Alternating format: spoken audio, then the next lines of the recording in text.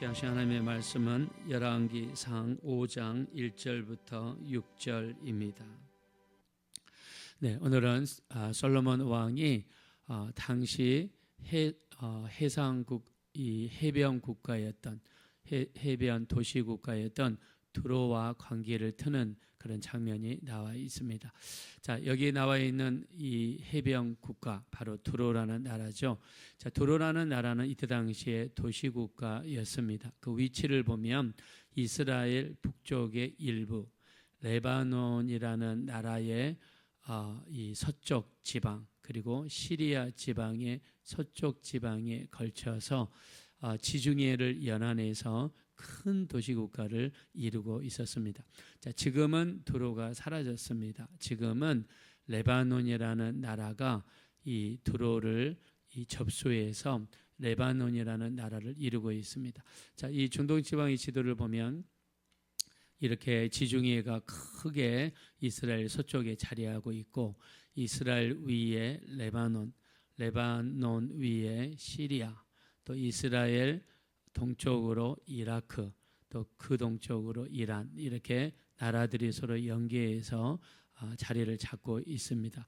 자, 근데 두로라는 도시국가는요, 지중해 전체를 차지하고 있기 때문에 이스라엘이 지중해로 나갈 때, 또 레바논이 지중해로 나갈 때, 또 시리아가 지중해로 나갈 때 항상 거의 거쳐가야 되는 그런 도시국가였습니다. 자, 도시국가다 보니까 그렇게 나라가 크지 않습니다. 자, 근데 나라가 작으니까 무언가를 해서 먹고 살아야 되잖아요. 근데 이 나라는 뭘 해서 먹고 사냐면 산에서 나무를 베어와서 그것을 2차 가공을 하거나 원목 그대로 주변에 있는 나라들에게 지중해를 이용해서 목재를 수출을 했습니다. 자, 근데 그 수출하는 품목이 백향목이라고 하는 목재였습니다. 백향목은 두로라는 도시국가에서는 나지 않습니다. 그 안으로 들어가면 레바논이라고 하는 산맥이 있는데 이 산맥은 레바논이라고 하는 나라에 위치하고 있습니다. 자, 근데 이 레바논이라는 나라는요, 바닷가가 접해 있지 않으니까 뭐 나무를 베더라도 주변에 있는 국들에게 수출하기가 어렵습니다. 그래서 반드시 두로라는 나라를 거쳐가야 되는데, 그래서 두로라는 나라가 자연적으로 나무를 가서 레바논에서 사가지고 와서 그것을 베가지고 운반해서 사가지고 와서 있는 그대로 원목을 수출하거나 2차 가공을 해서 팔아가지고 막대한 이익을 남겼습니다. 자, 도시국가다 보니까 나라가 작죠. 나라가 작으니까 언제든지 큰 나라에 의해서 휘둘릴 수가 있는 것이죠.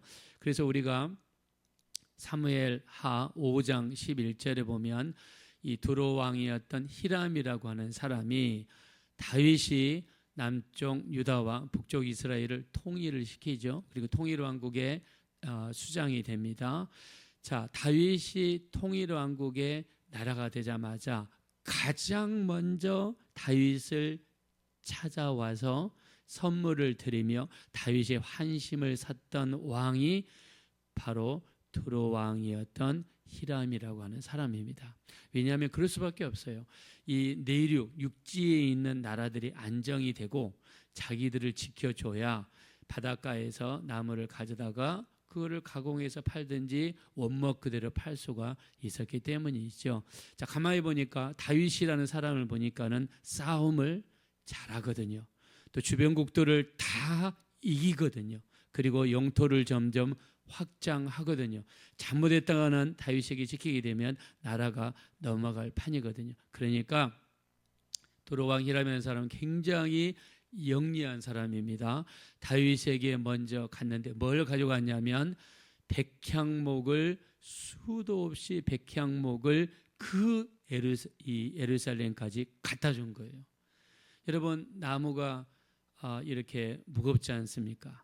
자, 근데 그 나무들을 예쁘게 자르고 이렇게 규격을 맞춰서 건축 바로 할 수 있는 이 목재로 만들어 가지고 수많은 사람들 이용해서 예루살렘까지 운반하면서 나무만 보낸 게 아닙니다. 사무엘하 5장 11절에 보니까 이 목수들도 보내고 석수들도 보냈다고 그랬어요. 그러면서 다윗을 위하여 아름다운 다윗의 궁궐을 지어줬던 것입니다. 자, 다윗 입장에서 보니까 그 아름다운 백향목. 자, 백향목은요, 100가지 향기가 난다고 그래서 백향목이라고 합니다. 나무에서 이루 말할 수 없는 좋은 냄새가 나는 거예요. 자, 근데 사람에게는 좋은 냄새죠. 우리가 이 편백나무 숲에 들어가면 피톤치드라고 하는 그런 나무에서 좋은 냄새가 난다고 그러잖아요. 그래서 그 냄새가 사람의 건강에 많이 도움이 된다고 합니다. 백향목도요, 그 나무에서 좀 너무 좋은 냄새가 난단 말입니다. 사람에게. 그러니까 백향목으로 집을 지어놓으면 냄새가 좋으니까 기분이 좋고, 또 아무래도 나무에서 나는 냄새니까 뭐 건강에도 좋지 않겠습니까? 그리고 백향목을 자르게 되면 그 빛결이 그렇게 아름답다고 합니다. 그래서 너무 아름다우니까 사람들이 성전을 짓거나 신전을 짓는데 백향목을 쓰고, 또 부자들이 그 나무를 사다 보니까 나무는 한정되어 있는데 또 찾는 사람들이 많으니까 당연히 비쌀 수밖에 없었겠죠. 그래서 백향목은 나무 중에 나무로 이렇게 간주되었습니다. 자, 다윗 왕이 왕이 되자마자 히람 왕이요, 백향목을 다듬어 가지고 인부들을 시켜서 예루살렘까지 보내고, 거기에다가 목수, 석수까지 보내면서 다윗을 위해서 왕궁을 지어줬습니다. 자, 그러면 다윗 입장에서는요, 그 좋은 목재로, 냄새가 나고 빛깔이 좋은 목재로 자기 왕궁을 지어주니 얼마나 고맙겠습니까? 그래서 다윗과 히람 왕, 두로 왕이었던 히람 왕과의 관계가 굉장히 좋은 관계를 맺게 된 것입니다. 히람 왕이라는 사람은 굉장히 사람을 관리를 잘하고 좋은 인간관계를 형성하는 것 같습니다. 자, 다윗 왕을 이어 솔로몬, 다윗의 아들이었던 솔로몬이 왕이 되니까, 자, 히람 왕이 한번 처사를 한번 보겠습니다. 1절을 한번 보겠습니다. 1절 다 같이 한번 읽겠습니다. 시작. 솔로몬이 기름 부음을 받고 그의 아버지를 이어 왕이 되었다 함을 두로 왕 히람이 듣고 그의 신하들을 솔로몬에게 보냈으니 이는 히람이 평생에 다윗을 사랑하였음이라. 아멘. 자, 다윗 왕은 히람과의 관계, 두로 왕이었던 히람과의 관계를 참으로 잘했던 것 같아요. 왜냐? 당시에 왕궁을 짓고 성전을 지을 수 있는 백향목은 여기에서밖에 나지 않거든요. 그래서 나중에 성전을 지을 때 그때를 위해서 다윗 왕이 두로 왕과의 관계를 참으로 잘했던 것 같습니다. 자, 솔로몬도 지혜가 있는 사람이니까 이 히람 왕이 이 사신들을 보냈습니다. 축하합니다. 이 축하 사절단을 보냈어요. 자, 그러면 그 자리에서 백향목을 요구할 수도 있습니다. 왜냐하면 사람들이 온 김에 뭐 있는 우리나라 말에 떡본 김에 뭐 제사 드린다고 사람들이 왔을 때 이렇게 일을 할 수 있어요. 자, 그런데 솔로몬도 굉장히 지혜로운 사람입니다. 그 자리에서 이야기하지 않고 따로 정식 사절단을 만들어서 두로 왕 히람에게 정중하게 사절단을 보냅니다. 자, 2절 한번 보겠습니다. 다 같이 한번 읽겠습니다. 시작. 이에 솔로몬이 히람에게 사람을 보내어 이르되 아멘. 자, 솔로몬은요, 정식으로 사람들을 만들어서 사절단을 만들어 보냅니다. 자, 그리고 두 가지를 요구해요. 첫째, 백향목을 요구하고, 두 번째, 잣나무를 요구합니다. 잣나무는 소나무과에 속한 나무입니다. 자, 우리나라도 이 초가집을 지을 때 기둥으로 세우는 나무가 대부분 소나무입니다. 소나무나 잣나무. 자, 이 소나무나 잣나무는 나무 결이 엄청나게 단단해서 함부로 쓰러지지 않습니다.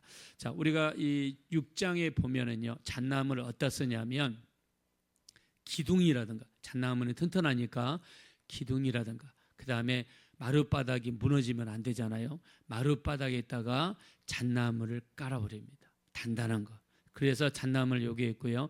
백향목은요, 인테리어 할 때 씁니다. 자, 여러분 여기 보면 벽에다가 나무로 예쁘게 이렇게 인테리어를 요즘 많이 하잖아요. 근데 백향목은 빛결이 곱고 예쁘단 말입니다. 냄새가 많이 난단 말입니다. 비싸고. 그래서 보이지 않는 곳, 단단한 곳, 튼튼한 곳에는 잣나무로 받쳐주고, 그리고 바깥에 인테리어하고 보기 좋은 모습에는 백향목을 설치하기 위해서 했습니다. 자, 솔로몬은요 그냥 요구하지 않았습니다. 제시를 하죠. 자, 우리 한번 6절 말씀 한번 보겠습니다. 다 같이 읽어봅시다. 시작. 당신은 명령을 내려 나를 위하여 레바논에서 백향목을 베어내게 하소서. 내 종과 당신의 종이 함께할 것이요 또 내가 당신의 모든 말씀대로 당신의 종의 싹을 당신에게 드리리이다. 우리도 알거니와 우리 중에는 시돈 사람처럼 벌목을 잘하는 자가 없나이다. 아멘. 자, 다윗이 우리 사람들을 보내게 했습니다. 그래서 몇 명을 차출하냐면 3만 명을 차출을 합니다. 그래서 3만 명을 차출해서요, 한 달은 이 레바논에 가서 벌목을 하게 하고, 그리고 집에 와서 2달을 쉬게 합니다. 그러면서 10,000명씩 10,000명 갔다가 돌아오고, 또 다른 10,000명 갔다가 돌아오고, 그래서 3개월에 한 번씩 로테이션 할 수 있도록 3만 명의 벌목공들을 만들어서 이 백향목을 이렇게 벌목하게 만들었습니다. 그러면서 솔로몬이 제시한 것은 당신들의 일꾼에 대한 값을 무료로 우리가 쓰지 않고 값을 지불하겠습니다 라고 제시를 하게 됩니다. 자, 그러니까 이 히람이 뭐라고 합니까? 우리 한번 9절 보겠습니다. 9절을 보겠습니다. 9절 시작. 내 종이 레바논에서 바다로 운반하겠고 내가 그것을 바다에서 뗏목으로 엮고 당신이 지정하는 곳으로 보내고 거기서 그것을 풀리니 당신은 받으시고 내 원을 이루어 나의 궁정을 위하여 음식물을 주소서 하고. 아멘.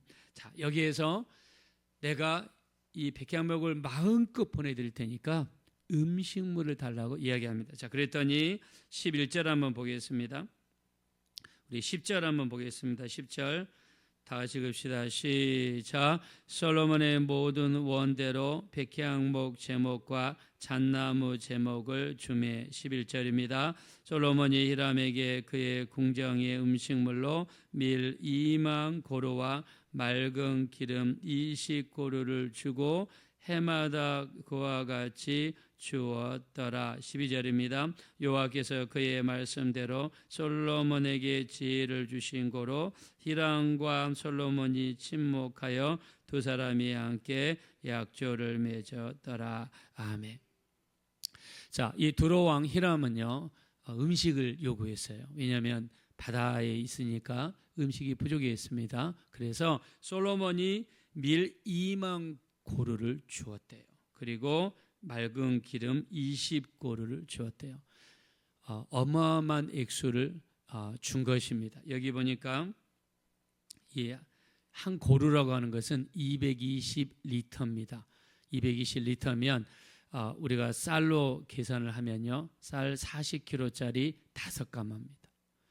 한 고루는 쌀 40kg짜리 5가마예요. 자, 그러면 2만이니까 약 10만 40kg로 10만 가마의 밀을 매년마다 이 히람 왕에게 줬던 거예요.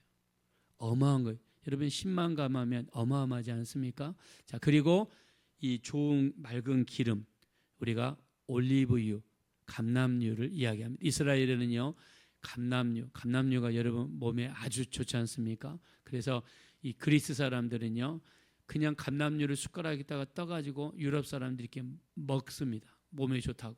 나쁜 기름을 녹이고 한다고 그래서, 자, 그래서 이런 좋은 기름을 갖다 줬단 말입니다. 자, 근데 우리가 알고 이 포인트를 주고 싶은 것은 12절에 뭐라고 했느냐?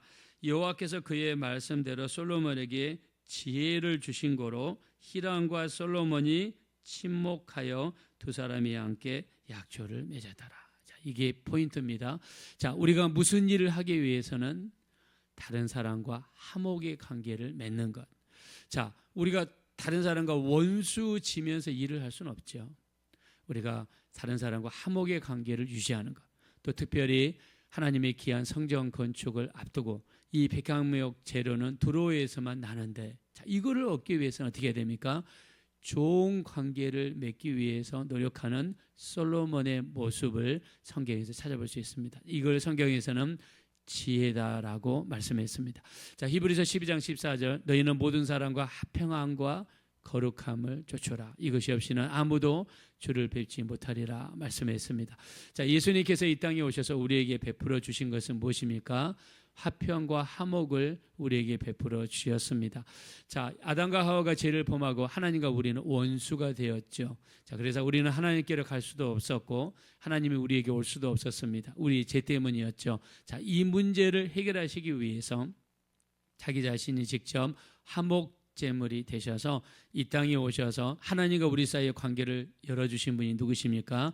예수님이 우리와 하나님 사이를 열어주셨습니다. 자, 성경에서는 이거를 지혜라고 이야기합니다.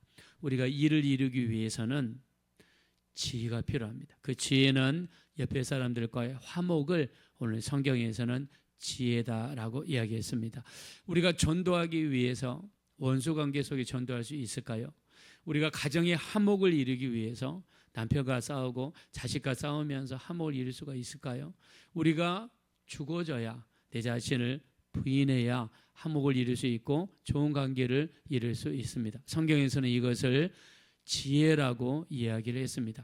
감정대로 살고 내 마음대로 살면 화를 내버리고 내 입에서 나온 대로 말해버리면 속은 시원할 수 있습니다. 그러나 주변의 관계는 왜곡되어지고 비틀어지고 원수가 되어지는 것이죠. 우리 주님이 우리에게 보여주신 것은 화목입니다. 자신을 헌신하며 자신을 죽이시면서까지 하나님과 우리 사이를 화목시키기 위해서 예수님 자신이 죽었습니다. 내 가족의 화목을 위하여 내가 죽는 것, 내 회사의 화목을 위하여 내가 죽는 것, 우리 교회의 화목을 위하여 내가 죽어지는 것은 오늘 성경에서 지혜라고 말씀하고 있습니다. 솔로몬도 두로 왕과 얼마든지 군림할 수 있어요. 솔로몬은 강합니다. 솔로몬은 군대가 있습니다. 그 힘으로 밀어붙일 수 있습니다. 그러나 솔로몬은 하나님이 주신 지혜로 화목을 택했고 좋은 관계를 택했습니다. 성전 건축을 위해서. 자, 솔로몬이 히람과의 이런 관계를 유지하고 백향목을 가져오기 위해서 하면서 아주 귀중한 고백 하나를 합니다. 자, 그 고백을 한번 보면 우리 5절 말씀을 한번 보겠습니다. 5절 다 같이 한번 읽겠습니다. 시작. 여호와께서 내 아버지 다윗에게 하신 말씀에 내가 너를 이어 네 자리에 오르게 할 네 아들 그가 내 이름을 위하여 성전을 건축하리라 하신 대로 내가 내 하나님 여호와의 이름을 위하여 성전을 건축하러 하오니. 아멘. 자, 솔로몬이 하나님이 왜 자기를 왕으로 부르셨는가? 왜 하나님께서 19명의 아들 중에서 10번째 되는 자기를 다윗을 이어 왕을 되게 하시는가를 분명히 이야기하고 있어요. 뭐라고 이야기합니까? 아버지를 이어 내가 이 자리에 오른 것은 하나님의 이름을 위하여 성전을 건축하라고 하나님의 나를 오르게 하셨습니다라고 분명히 자기 목표를 이야기하고 있습니다. 자, 우리 신앙생활은 무엇입니까? 하나님의 부르심에 대한 우리의 순종이 우리의 신앙생활이 되어야 될 줄로 믿습니다. 하나님은 우리를 예수 믿게 부르셨어요. 왜 우리를 부르셨나요? 우리를 부르신 목적을 예수님께서는 마태복음 28장 19절 20절에 말씀하고 있습니다. 너희는 가서 모든 족속으로 제자를 삼고 아버지와 아들과 성령의 이름으로 세례, 침례를 주고 내가 너에게 명한 모든 것을 가르쳐 지키게 하라. 볼지어다 내가 세상 끝날까지 너희와 항상 함께 있으리라 말씀했습니다. 자, 우리 하나님께서 우리를 부르신 목적은 우리에게 세상에 가서 복음을 증거하고 제자를 삼기 위하여 우리를 부르신 줄로 믿습니다. 우리가 직접 가든지 아니면 기도로 후원하든지 물질로 후원하든지 우리는 복음을 증거하는 일에 응답해야 될 줄로 믿습니다. 우리 이사야서 43장 21절 내가 너희를 창조한 것은 나를 찬송하게 하려 하심이라 그랬습니다. 하나님이 우리를 부르신 두 번째 목적은 하나님을 찬양하기 위해서 부르신 것입니다. 그러므로 우리는 매사에 하나님을 높이며 찬양해야 될 줄로 믿습니다. 이스라엘 백성들을 하나님이 출애굽시키신 목적은 출애굽기 8장 1절, 9장 1절, 10장 3절에 나를 예배하게 하려 함이라 라고 말씀했습니다. 하나님을 섬기고 하나님을 예배하기 위해서 하나님께서 우리를 세상에서 부르신 줄로 믿습니다. 예수님도 마태복음, 요한복음 4장 34절에 나의 양식은 나를 보내신 아버지의 뜻을 행하며 그의 일을 온전히 이루는 것이라 그랬습니다. 자, 예수님의 양식은 우리의 양식입니다. 우리도 이 땅에 살면서 아버지의 뜻을 행하며 아버지의 일을 이루는 일에 우리 쓰임받는 분들이 되셔서 왜 우리가 예수 안에서 부르심을 입었는가? 오늘 솔로몬은 자신을 왕으로 부르신 이유를 성전을 건축하기 위함이라고 고백하면서 그것을 행동으로 옮겼던 것처럼 우리를 예수 믿게 하신 그 이유를 다시 한번 돌아보시고 우리에게 주신 복음 증거의 사명, 가든지 보내든지 직접적으로 하든지 간접적으로 하든지 영혼 구원에 최선을 다하는 우리 모두가 되어지시기를 예수님의 이름으로 축원드립니다. 이 시간 기도하실 때 솔로몬은 자기를 부르신 이유를 성전 건축이라고 고백했습니다. 하나님이 우리를 부르신 이유는 너희는 가서 모든 족속으로 제자를 삼으라고 말씀하고 계십니다. 우리 주변에 믿지 않는 영혼들을 돌아보게 하시고 그들을 위해서 기도하게 하시고 그들을 주님께로 인도하는데 쓰임받는 부르심에 합당한 온전한 순종이 우리에게 이루어지게 도와주십시오. 우리 합심으로 간절히 기도하겠습니다. 걸어주고자 그렇지 하나님 진심으로 감사합니다. 우리를 긍휼히 여겨주시고 불쌍히 여겨주시어서 우리 하나님 오늘 솔로몬이 고백했습니다. 나를 왕으로 부르신 이유는 하나님의 성전을 건축하기 위함이라고 고백했습니다. 우리를 예수 믿게 하시고 우리를 세상에서 인도하여 내신 것은 이스라엘 백성들을 애굽에서 인도하여 내셨던 것처럼 하나님께 예비하고 하나님을 섬기라고 우리를 부르신 줄로 믿습니다. 하나님께서 우리를 창조하신 것은 하나님을 찬송하기 위함이라고 우리를 부르신 줄로 믿습니다. 우리를 부르신 것은 또 우리에게 너희는 가서 모든 족속으로 제자를 삼고 아버지 아들과 성령의 이름으로 침례 세례를 주라고 부르신 줄로 믿습니다. 우리를 불쌍히 여겨주십시오. 우리를 긍휼히 여겨주십시오. 예수님의 피로 우리를 정결하게 하십시오. 부르심에 합당한 삶을 살아갈 수 있도록 역사하여 주시옵소서.